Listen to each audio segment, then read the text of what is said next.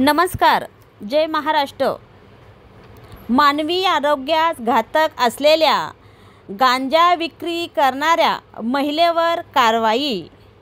4 kilo 579 gram गांजा जप्त. स्थानिक गुन्हे शाखेची ही कारवाई.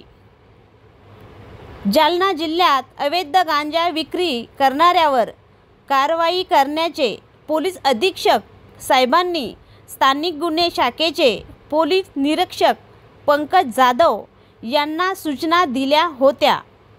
त्या अनुषंगाने दिनांक 16 मे रोजी स्थानिक गुन्हे शाखेतील पोलीस अधिकारी व अंमलदार यांना गुप्त माहितीदार यांच्या मार्फतीने माहिती मिळाली आणि चंदनझिरा येथे पूजा ओमप्रकाश नाईक, राहणार लखुजी नगर, झोपडपट्टी, एकता नगर, चंदनझिरा, जालना ही तिच्या राहत्या घरामध्ये मानवी आरोग्यासह हानिकारक असलेल्या गांजाची अवैधपणे स्वतःच्या आर्थिक फायद्यासाठी विक्री करत असल्याची माहिती मिळाली.